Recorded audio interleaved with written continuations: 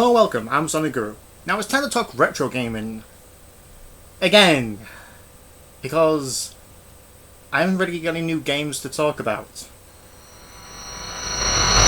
This time the sequel to my favourite Crash game, Crash 2, Crash Bandicoot 3 Warped. Released less than a year later, Crash 3 picks up from where the last game left off. After destroying the Cortex Vortex, the debris crash lands on the planet and releases an evil mask named Uga Uga.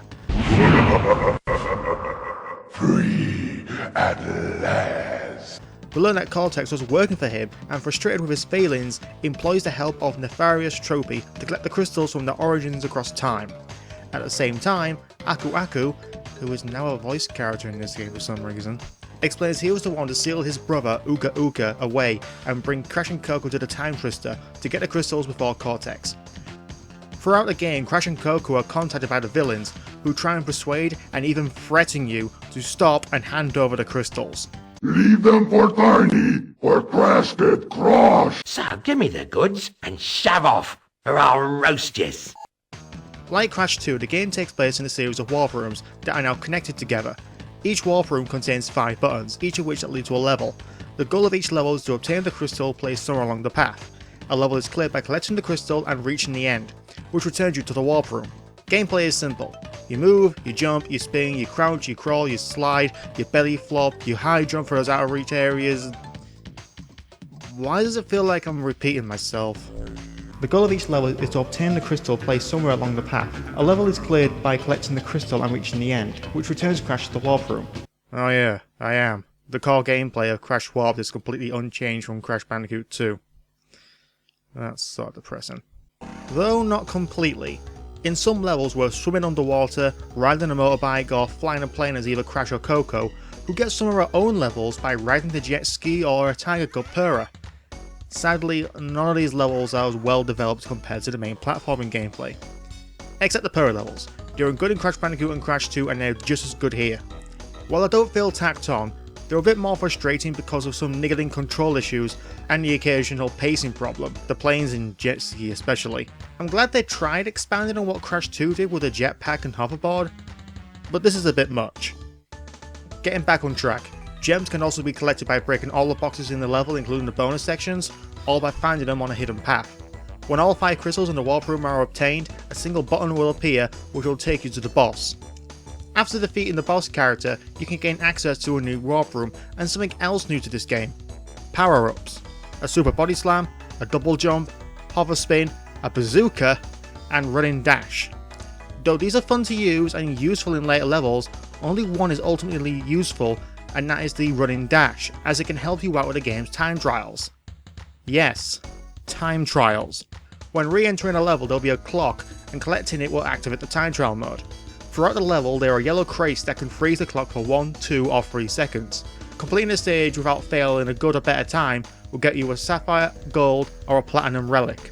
Every level has a relic, including the vehicle levels, and getting 5 of any will unlock the 6th warp room for more gems and relics that, along with the crystals, are needed for the game's true ending. I'm not a fan of the time trials in this game. I'm not. You see, to me, Crash Bandicoot was a simple 3D platformer with a simple approach. It had a stop-go routine. It allowed you to assess the situation at hand and progress to the next checkpoint through trial and error. That gets taken away when there's a clock over your head like in Super Mario Bros. And Sonic the Hedgehog because there's a sense of urgency. Now, I know it encourages speedrunning, which is not impossible in these games, but in a Crash game, it just feels out of place. But going back to each level does allow you to appreciate the presentation. Crash 3 in terms of graphics is better than Crash 2. With time travel you can see more areas based on medieval times, Arabia, Egypt, the Great Wall of China, or the future. Which leaves me to question how they got the first 25 crystals in the last game when this is set in the future. Or is it like Star Wars where everything's futuristic but it happened a long time ago? Plus, I love the minor details like Crash face planting through the warp when he tries to access level for Coco, or the various animations when standing still. I should also mention the music. Again, better than Cortex Strikes Back, and Catcher, but you'll hear them multiple times, especially the main theme that plays in the warp room. As you can tell, Crash Bandicoot Warped is a somewhat improvement over the first game. The gameplay is pretty much the same with some new vehicle levels, and the ever increasing difficulty and challenge throughout the game is still there. But here's where I stand on Crash Bandicoot Warped. I'd rather play Crash Bandicoot 2. Though compared to Crash Bandicoot 2, Crash 3's boss fights and music is much better. Crash Bandicoot 3 is not bad, far from that. This is definitely one of the many PS1 games you should own along with Spyro 2 or Metal Gear Solid. But like I said before, others would choose this or CTR, but for me it's Crash 2. The game takes what the sequel did and expands it with vehicles and time trials that add to replay value. If it was made today, it would be DLC or a mod to Crash 2. A damn good one which I'll still recommend people to play, but as it stands between Crash Bandicoot 2 Cortex Strikes Back and Crash Bandicoot 3 Warped, I'd have to settle with Crash 2. Again, I have to emphasize that I don't hate this game. Both Crash Bandicoot 2 and Crash Bandicoot 3 are great games and I implore you to play them both. I'm not trying to bash on this game, I just want you to understand where I come from. Crash Bandicoot 2 has a special place in my heart. Crash 3 is just as good. I rate this game 8 out of 10.